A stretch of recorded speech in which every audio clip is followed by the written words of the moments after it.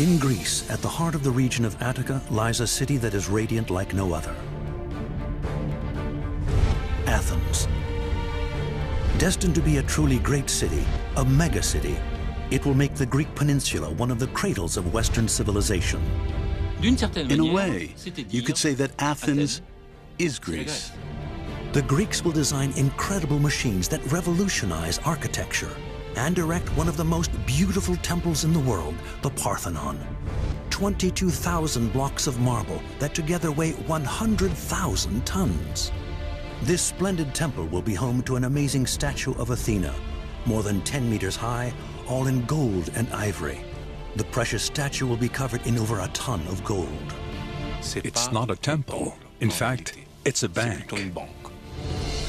Athens embodies the world of ancient Greece, a world that was to lay the very foundations of democracy 2,500 years ago. That was also along the side of the Agora Square once democracy was invented. Let us discover, through these great buildings, a remarkable civilization whose legacy will last for millennia. Its port, Piraeus, will be one of the largest ports in the Western world. A little fishing port that can suddenly harbor a fleet of 200 warships.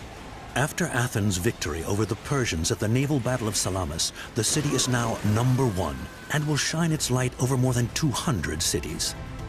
A shining beacon to the entire world, Athens builds the world's first theater, the Theater of Dionysus. The city is home to all the great minds, the pioneers of sculpture, of mathematics, of thought, of literature, and of art. Come with us to discover the true story of the West's first megacity, Athens, as you've never seen it before.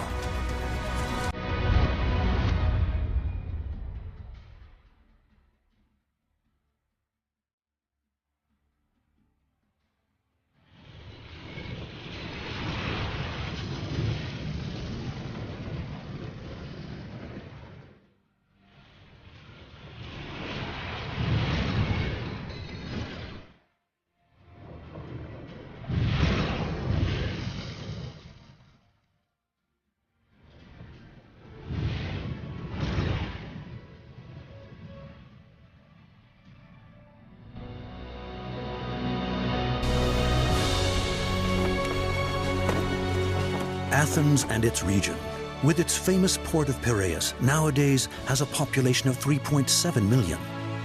Covering an area 428 square kilometers, this cosmopolitan metropolis, home to almost a third of its population, is Greece's largest city. The port of Piraeus is one of the major ports for international trade, but also the largest passenger port in Europe, with more than 8 million passengers a year. Athens is one of Europe's leading tourist destinations, and as one of the oldest cities in the world, it never ceases to fascinate. So how did it all begin?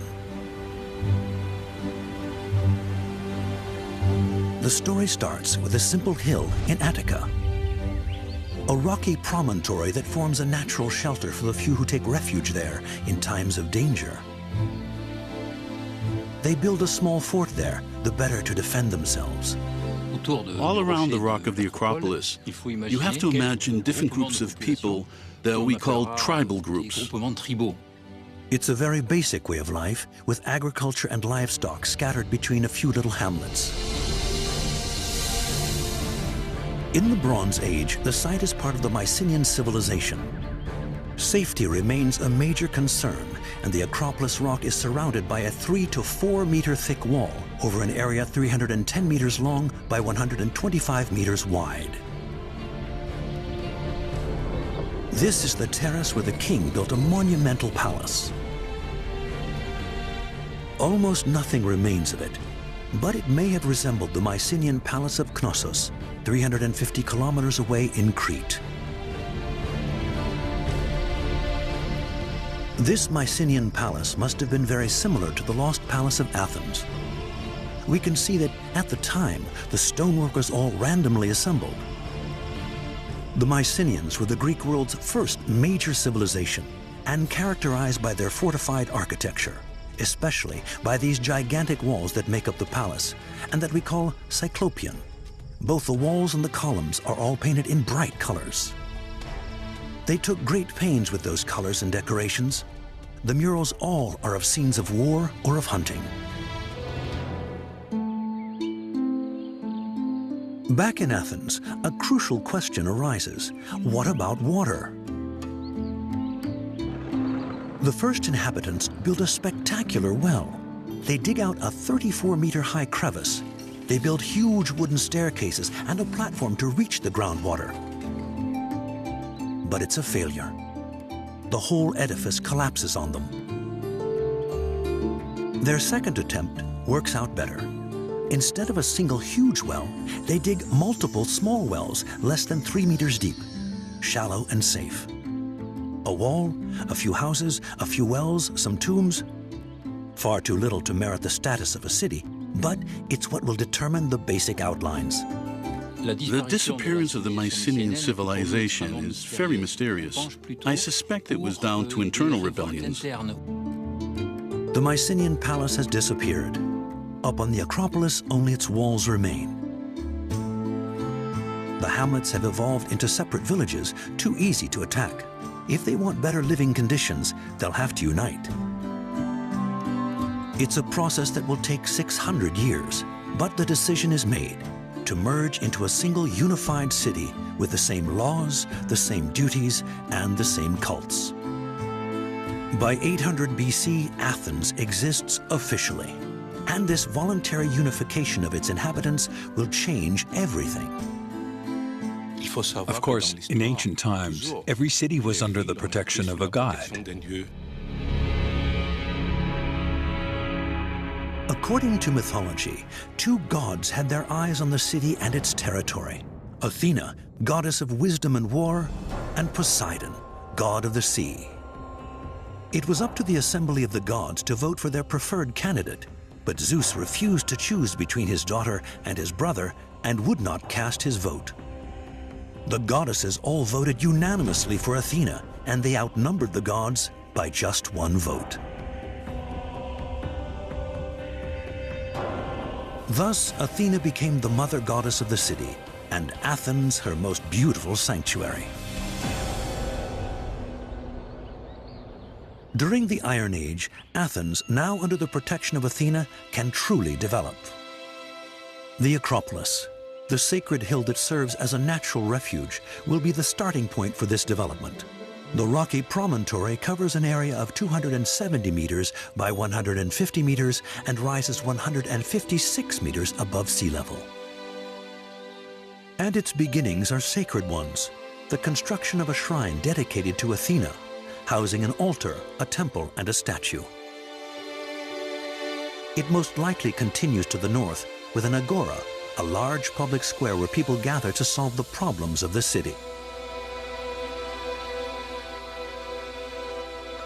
At the foot of the hill, both shops and residential areas start to develop.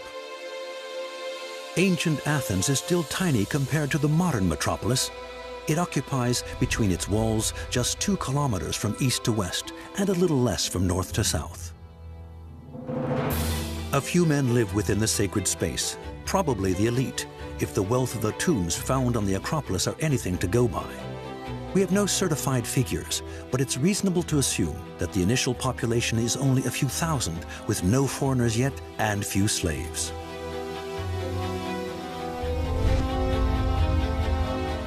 Iron has now appeared in the city-state, and farmers are delighted to have axes and metal tools, and the opportunity to produce and earn more. Athenian society is still rooted in the earth. It is ruled by aristocrats, and they're the wealthiest landowners.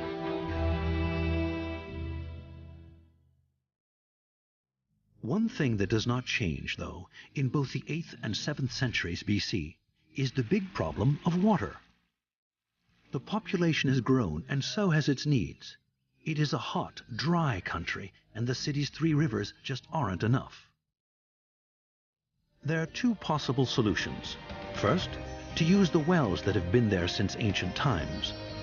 Secondly, to collect rainwater in large half-buried jars to start with, But better still, in high-capacity cisterns, inspired by the shape of these jars, underground cisterns in the form of giant bottles. Their mouths are less than 1 meter across for the first 2 meters, until they widen out to 3 or 4 meters. The inhabitants don't stop at that, though. Soon they're connecting several cisterns together by a gallery. The wealthiest households own 4 or 5 of them. But that is still not enough to satisfy the entire population. People still lack water. The people need water. It has to be brought from afar, from where there is a lot of it. The answer is to build a big aqueduct that will bring it right into the heart of the city.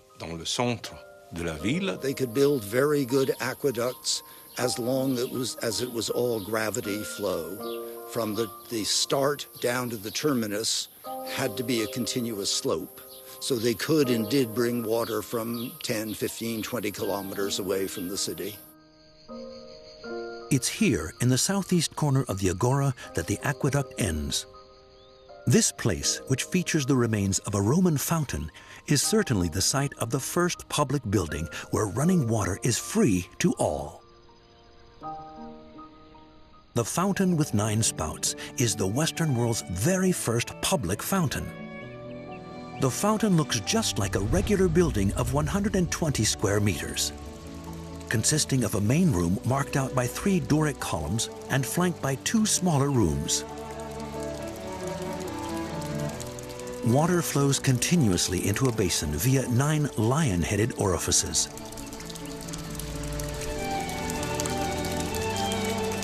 The Iniakonos fountain is the first public fountain in Athens, but also one of the few places where women meet up and can make friends as they fill their vases. The great novelty at the time was building this great fountain that brought water from the mountain to the center of Athens. It wasn't brought into the homes, but it was revolutionary because you didn't need your own well or cistern, and there was free water for everyone. Although construction of the agora has just begun, it's already seen as a public space, and it's natural that the city's first fountain should be installed there.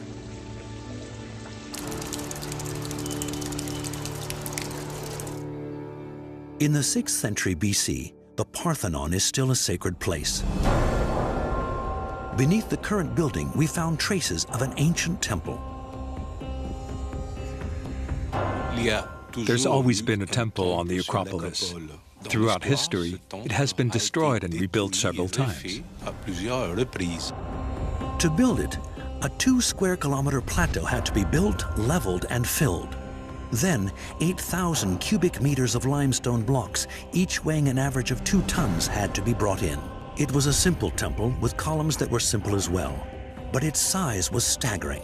1,570 square meters, with 6 columns on the front and 14 on the sides. The earliest temple, of which nothing remains but the foundations, must have been 75 meters long by 30 meters wide, much bigger than the Parthenon we know.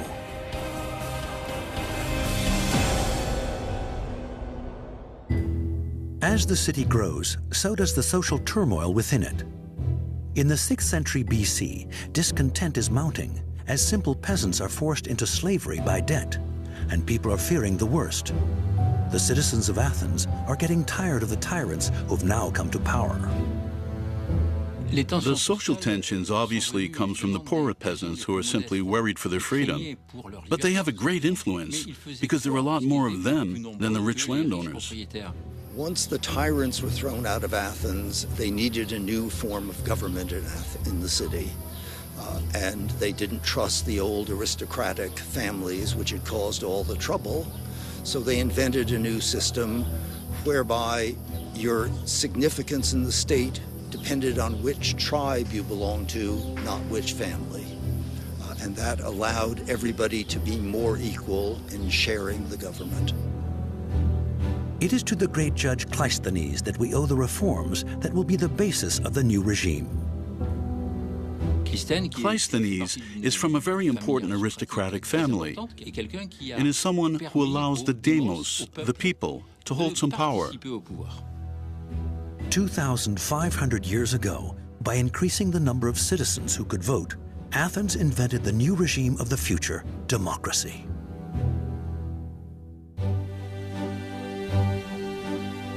The change can even be seen in the layout of the city. The agora, where the city held its debates, is moved to the foot of the mound called Kolonos Agoraios, and the reforms bring with them new buildings out at the edge of the city. Cleisthenes' reforms entrusted political power to two bodies. On the one hand, to a council called the Boulé. It met in this square civic building with its 23-meter sides. There was what we would call a senate. They called it a vouli, or boule, and the building where they were housed was a bouleuterion.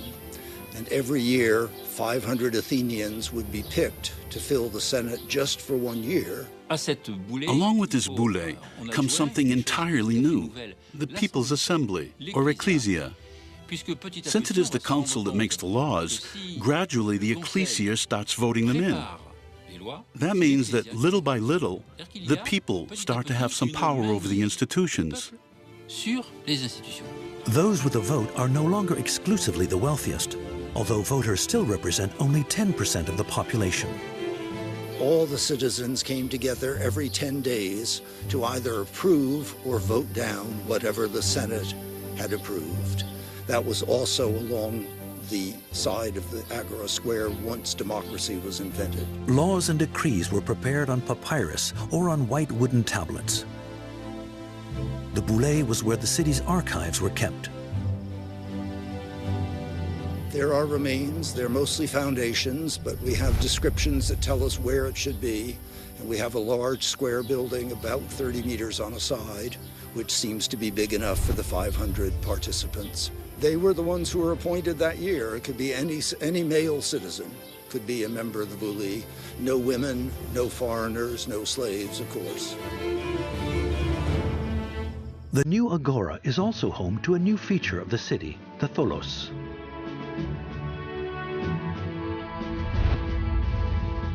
Circular in shape with 6 central columns, it houses the city's sacred fire.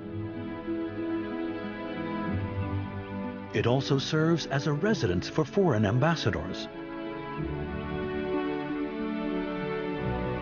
and even has a kitchen to provide them with splendid dinners. And it's here that public honors and accolades are handed out.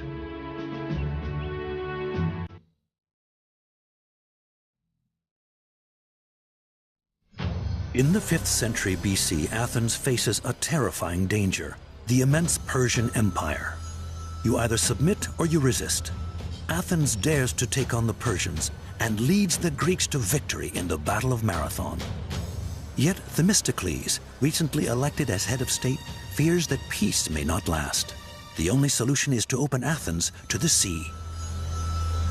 Athens' naval power was created as a result of one man, Themistocles, who insisted that the Athenians build a fleet. He was very farsighted and a real statesman, and Athenian power for the next century or more was based entirely on its navy. At this time, Athens only has a handful of merchant vessels. Piraeus offers the advantage of 3 inlets to the surrounding land. Themistocles will both develop and strengthen the site.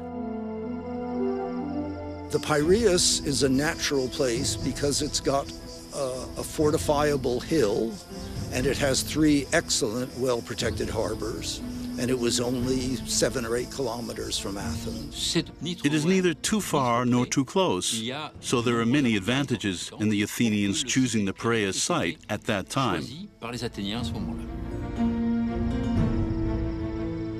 No Greek knew whether or not the Persians would come back, and the Athenians were lucky because they found a great deal of silver in 484 BC, and Themistocles persuaded them not just to spend it, but to use it investing in 200 ships.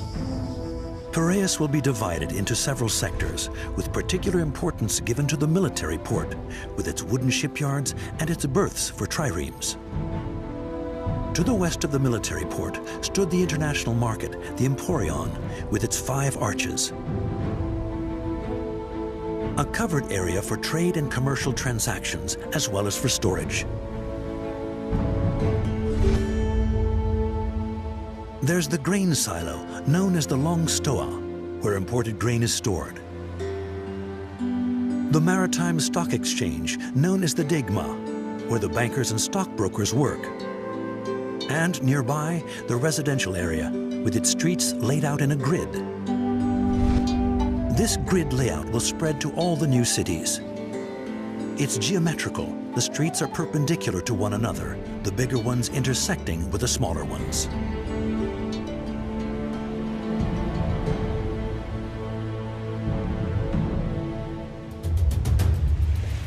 A land battle against the Persians would be doomed to failure since they have up to 1 million men at their command. At the military port, they're turning out 10 times the number of triremes. They had just 20, now there are 200. As warships, these triremes are a real innovation. To scupper the enemy before boarding him, the spurs above the waterline are reinforced with metal plates. Themistocles manages to lure the Persian fleet, 3 times larger than the Greek one, into some narrow straits.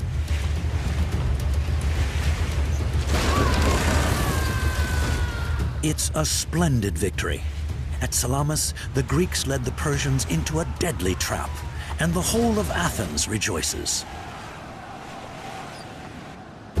When the Athenians beat the Persians at the sea battle of Salamis, it made them the leading city of ancient Greece. Now the Athenians rule the waves, but their city has suffered greatly. Of course, in 480 to 479 BC, when the Persians leave the Athens region, Athens is totally devastated. Athens is set on fire. The Acropolis is destroyed, completely razed. It's a disaster.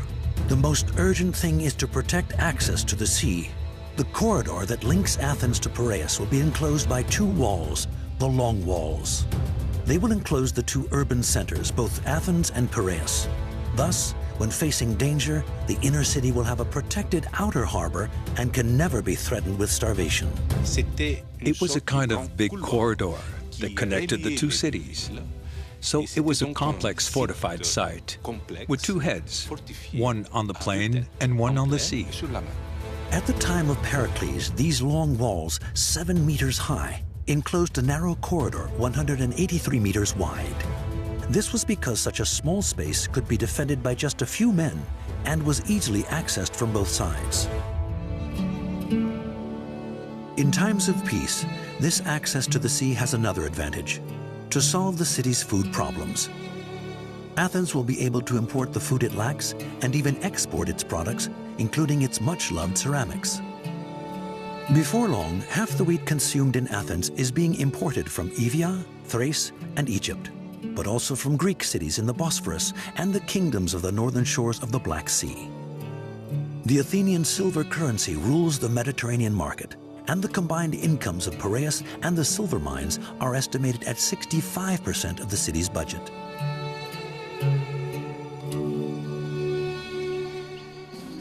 Athens is now encircled by its wall and its 9 gates. Within, the city itself is irregularly built, with both wide and narrow streets that wind as they will around the hill. In the working-class neighborhoods, the houses are very cramped, with narrow doors and windows. The light comes from the courtyard, which is the heart of the house's activities. There's just a ground floor with 1 or 2 tiny rooms.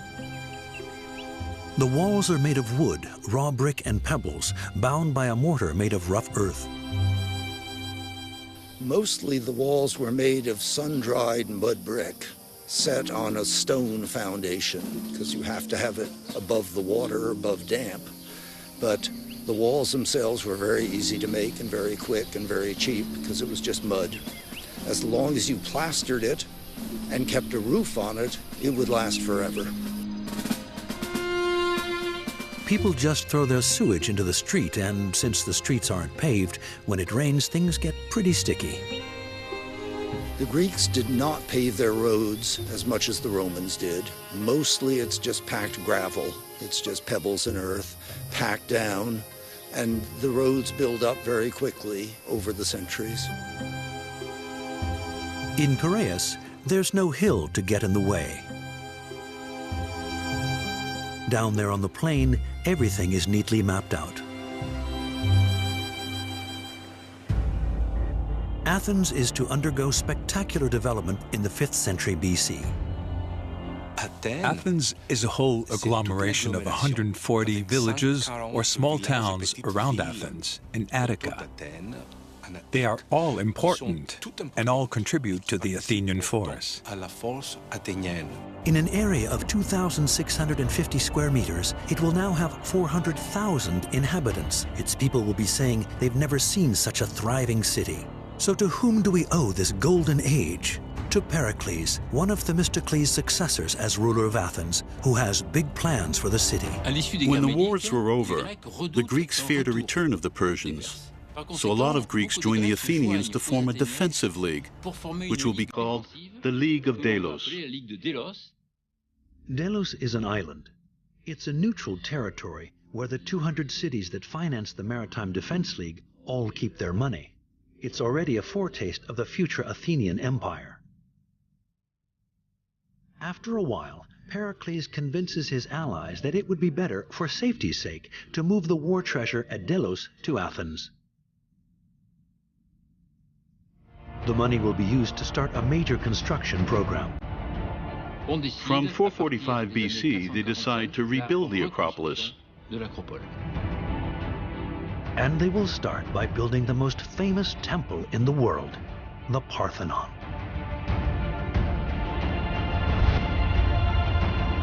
Pericles is so proud of his homeland and so devoted to his city that he wants a perfect building to the glory of Athens. The Parthenon will be considered by the Greeks to be the most beautiful monument ever built on Earth.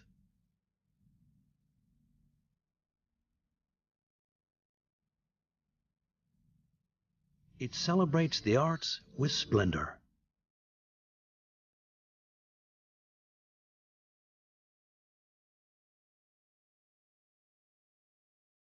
When the Athenians could build the buildings on the Acropolis, the big marble temples, they controlled most of the resources of the Eastern Mediterranean so that they could hire the best architects, the best sculptors, the best painters.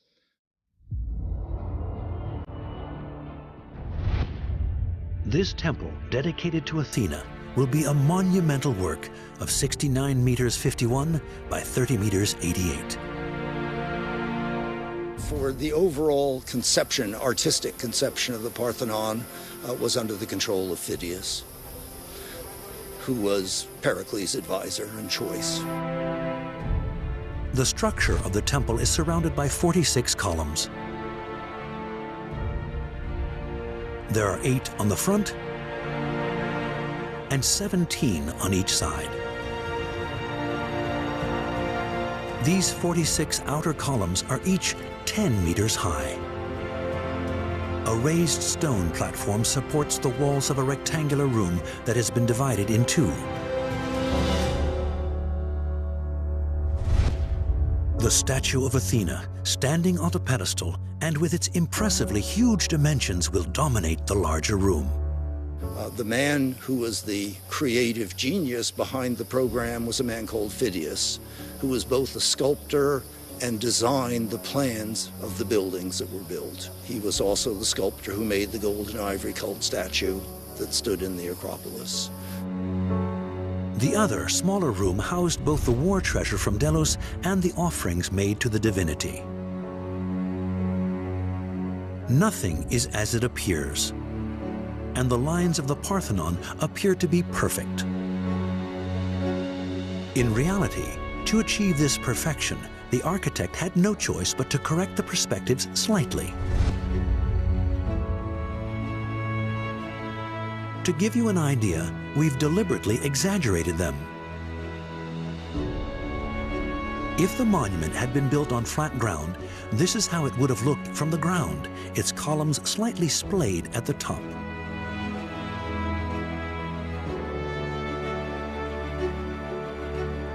The Greeks used two vanishing points to compensate for the slope of the ground, thus slightly bending the columns inwards. What's more, the corner columns are thicker to make them stand out. Otherwise, they would have appeared thinner than the others. It's obvious that the Greeks of the 5th century BC were absolute masters of the laws of optics and perspective. These corrections are the greatest strength of the architecture of the Parthenon. It's not the straight line that makes the Parthenon a masterpiece. It's the deviation from the straight. So the reality is one that belongs to the eye and not to the constructed world. To build this remarkable edifice, all in marble, they have to overcome several difficulties. The nearest marble quarries are 16 kilometers away on Mount Penteli. Every single block is pre-cut on site and roughly shaped with just some notches for lifting it. Each weighs between 2 and 5 tons. The block is loaded onto a cart pulled by oxen. We know that an ox can cover 1.5 kilometers per hour, so we can deduce that it took between 5 and 7 hours to bring each block down to the Acropolis.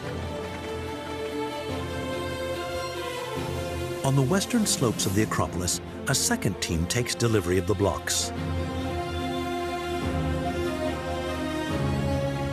A ramp has been created to carry these heavy blocks of stone, which will now have to be hoisted to the top of the hill. A third team is tasked with unloading and setting up the block. But how did the ancients manipulate so precisely these blocks that weighed tons? We've known for millennia how to transport heavy loads, and the technique doesn't vary much. We pull the load over a flat surface and we raise the blocks with levers. Back in the 6th century BC, though, those Greek inventors caused a technical revolution by inventing the pulley and hoist. By coming up with several systems that use 2 or 3 pulleys in unison, they succeed in increasing human strength dramatically. The ancient Greeks devised some extraordinary lifting machines. Let's take a look at some of them. To lift heavy loads, they used a multiplied winch consisting of 2 large masts joined together at the top. To raise or lower the load, there were 2 ropes linked to a hoist system that reduced the strain. This machine could lift 2-ton blocks to a height of 6 meters. To save time, you also had to be able to move along the structure you were building. So how did they manage that? This mobile lifting device was mounted on rollers so it could be moved sideways.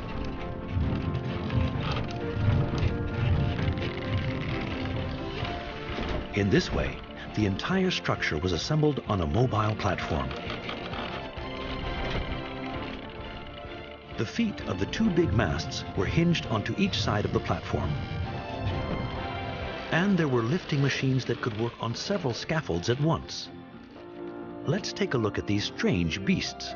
The 4-masted elevator consisted of a scaffold of 4 vertical beams, and its upper platform supported a capstan winch.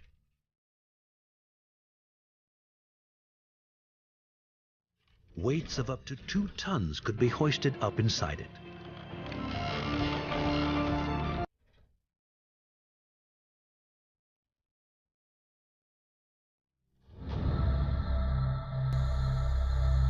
It was the Greeks' unique knowledge of mathematics and engineering that gave birth to the Parthenon. There are 1,000 workers there on the site.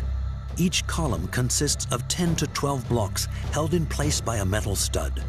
Once the column is mounted, a team of stonemasons completes the finishing. Nowadays, restoration techniques are careful to reproduce these ancient techniques faithfully, and once an element is in place, we too sculpt it.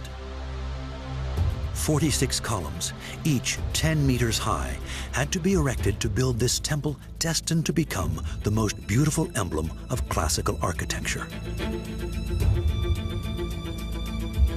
The Parthenon has the particularity of being a Doric-style temple into which elements of the Ionic style were integrated. The Doric style is very plain, and the columns have no base. They're very imposing, and the design of their capitals is simple. The Ionic style, however, features a molded column base and a lushly coiled capital at the top. It's a more refined style that is more delicate and more slender. Parthenon combines both the Doric order and the Ionic, and that's a geographical distinction more than anything. The Doric order was invented in the Peloponnese and in the Western Greek world. The Ionic style is in the islands of the Aegean and the west coast of Asia Minor, and Athens is physically at the juncture of those two areas of influence. So it's an architect's game, but at the same time, it's a political game. In a way, you could say that Athens is Greece. Above the capitals of the columns is a feature called the architrave. Then the carved frieze, painted in colors. Both inside and out, the temples were always painted in bright colors: blue, white, red, and gold. The Greek temples were multicolored. Greek life was multicolored. So this animation of the raw material was part of the Greek spirit in ancient times. Ancient Greece and ancient Athens should always be seen as multicolored. The colors faded over the years, and over the centuries became white with their great age. Finally, above the frieze came the temple's triangular-shaped pediment. In the Acropolis Museum, we can admire the reconstructions of those pediments. The eastern one has as its theme the birth of the armed Athena out of the head of Zeus, the king of the gods, while the western pediment narrates the duel between Athena and Poseidon, both eager to be protector of the city. The very noblest of materials were sent to Athens. The white marble of Mount Pentele, of course, but also other colorful ones intended for the floor inlays, brought from all over Greece and entrusted to the care of renowned craftsmen.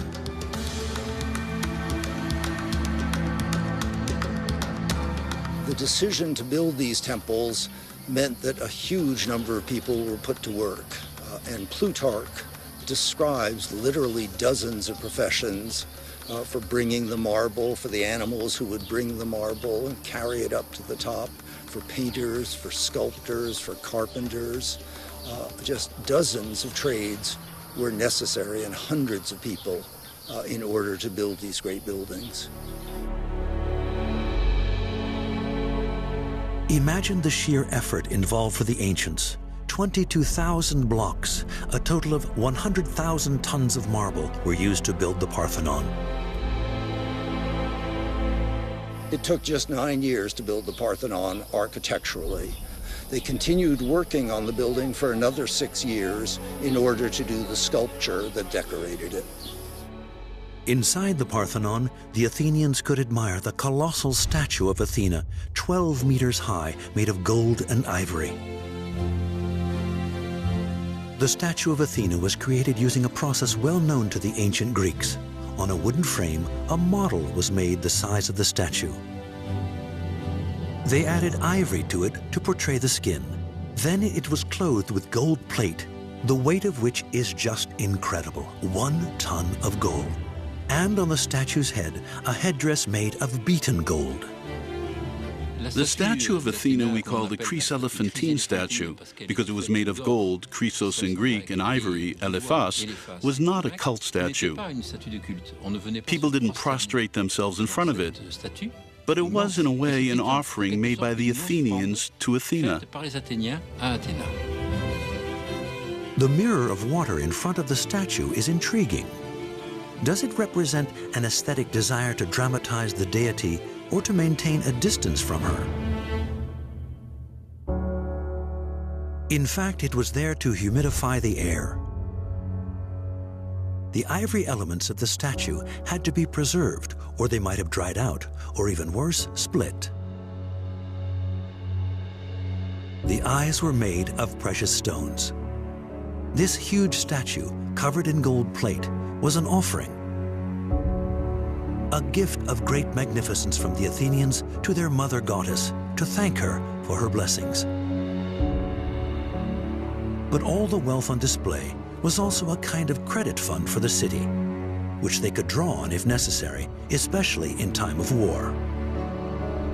Its price is estimated to be double that of the Parthenon in which it stood.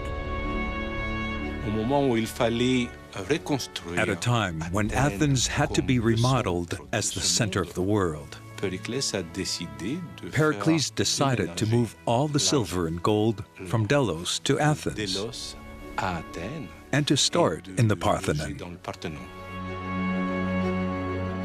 The Parthenon served as a strongbox for the annual tribute paid by the 200 cities of the League of Delos to ensure their defense.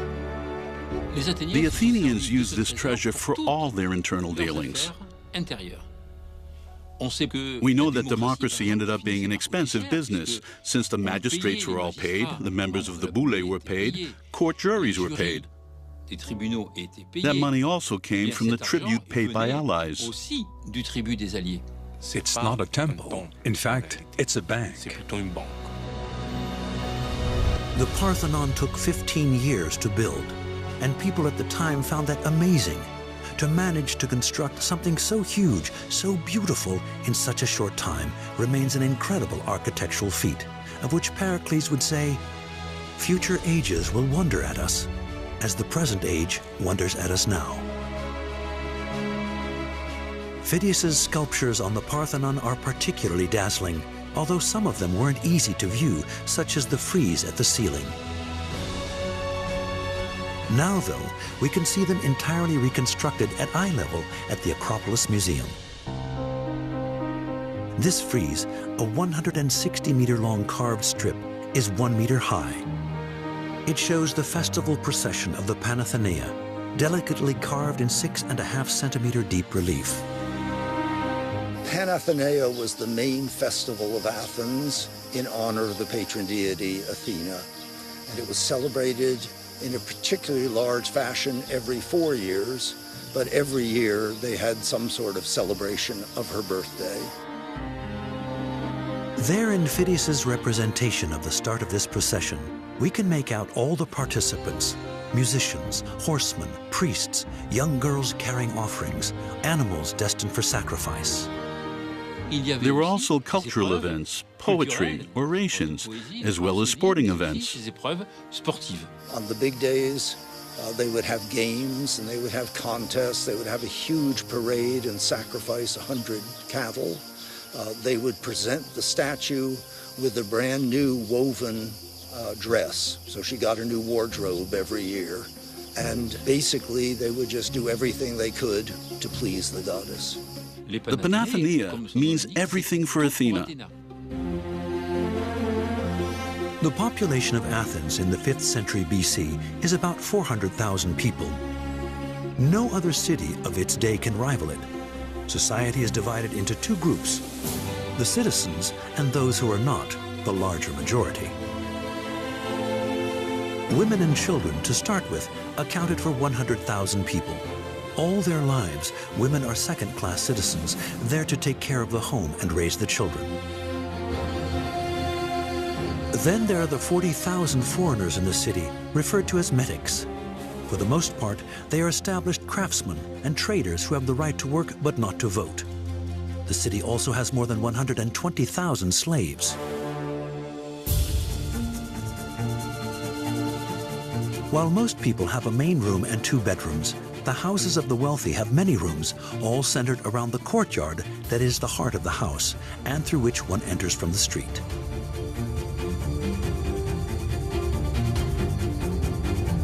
The courtyard is sometimes paved and usually surrounded by colonnades. The rich houses have dug their personal wells, and the courtyard is a place to socialize and to work. At the front, They're walls of raw brick on a stone base, decorated with a plaster of lime to whiten them, as well as narrow windows and a roof of clay tiles. In a well-to-do house, there's a vestibule and an adjoining reception area for men only, called the andron. This is the room where one displays one's social prestige. There are benches along the walls to lounge on, and it's the room for banquets, then exclusively male.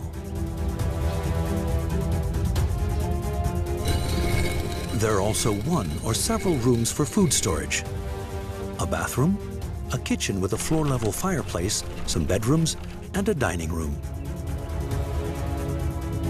People live outside a lot, so they're not too bothered about furniture. It's mainly utilitarian. And they're always happy to go out to the religious festivals that bring together all the Athenians. In honor of the god of wine, the Dionysia were held at the theater. The theater that we can see these days dates from Roman times. It replaces the older one that Pericles built in wood, of which nothing remains. But the first theater of the Western world will forever remain engraved in the collective memory.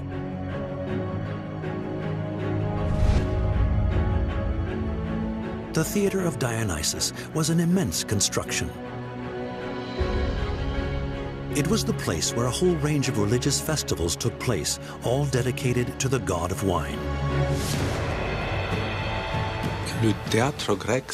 Greek theater is nothing like the theater we know today. It's not entertainment. In the theater, stories are staged that everyone needs to know in order to construct an idea of themselves. The idea of community, the common spirit. They're stories of what formed the city. And they also address crucial contemporary issues of the city. It's more like a school or a university, an amphitheater where they give great speeches. But those speeches are about the founding principles of the city and of civic life.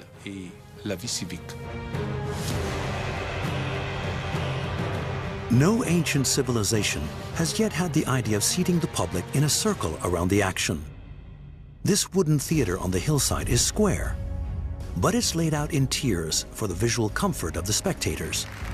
There are no walls, the only scenery is the landscape. This theater was backed by the natural rock of the Acropolis. Its rows of seats were straight. The first row was reserved for the elite, the magistrates, and was made of stone. Behind it rose a wooden scaffold of 45 rows of planks, each about 65 centimeters deep, for the rest of the audience. Before them stood a double stage with a circular space called the orchestra, a clay stage that hosted the chorus and the singers, dancers, and musicians, and a narrow wooden platform 3.3 meters long. In its early days, it's used to sing the praises of the Greek heroes, but during the 5th century BC, it is here that the theater and tragedy are born. Up on the Acropolis, the Parthenon dominates the sacred space, but nothing separates that space from the world of men. What it needs is a gateway. This spectacular entrance to the Acropolis is called the Propylaea. Pericles wants it to be spectacular and absolutely unique. And to inspire respect upon arrival on the Acropolis, it has to be monumental. A physical edifice that marks the entrance to the sanctuary and clearly separates the world of men from that of the gods.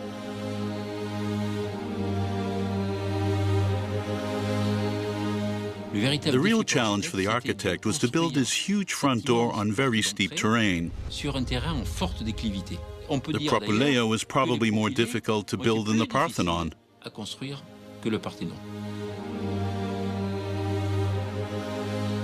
But in Athens, where they pride themselves on exalting grandeur and beauty, a simple one-room building would be inconceivable.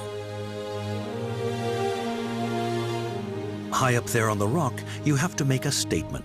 After all, it's not for any old building, but for a grand gateway. The Propylaea will be the most magnificent of temple gateways. It is designed around a central building, a huge rectangular room lined with columns and flanked by two side wings. The construction of the Propylaea is beautifully handled. The central body of the building with its wings on either side are sumptuous and extraordinary, and take less than 5 years to build. It takes 3,230 cubic meters of marble, but the magnificent entry that Pericles desired for the Acropolis is achieved. The Athenians loved to surround themselves with art and beauty, so Pericles turns the north wing of the Propylaea into one of the world's first art galleries. The Pinacotheca was a small storage room full of paintings. The paintings are all on wood, which is a perishable material, so obviously no trace of them has remained. But we do know that they were of mythological scenes. Scenes from the Trojan War, for example, as well as scenes from Athenian mythology. The smaller south wing leads to the west, to the Temple of Athena Nike, the victorious Athena, built in 420 BC. Once through the Propylaea, the visitor saw before him a huge statue of the armed Athena over 9 meters high. To the left, along with the administrative buildings, stood the Araphorion, the home of the Araphoroi. These were 4 young girls chosen from the nobility to weave each year the tunic of Athena for the Panathenea festival. To the right, the visitor finds 2 little sanctuaries no longer there today: the shrine of Artemis Boronia and that of Athena Ergane.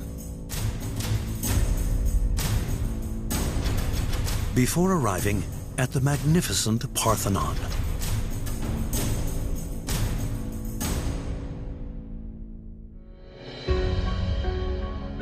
The Greeks created an exceptional civilization, of which Athens would remain the finest emblem.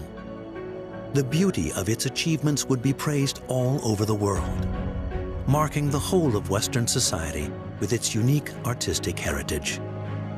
The legacy of ancient Athens in the fields of the arts, architectural perfection, urban planning, science, and thought will forever hold a place of honor in the history of humanity. And the majesty of its monuments still stands, reminding us for time immemorial of the Western world's first mega city.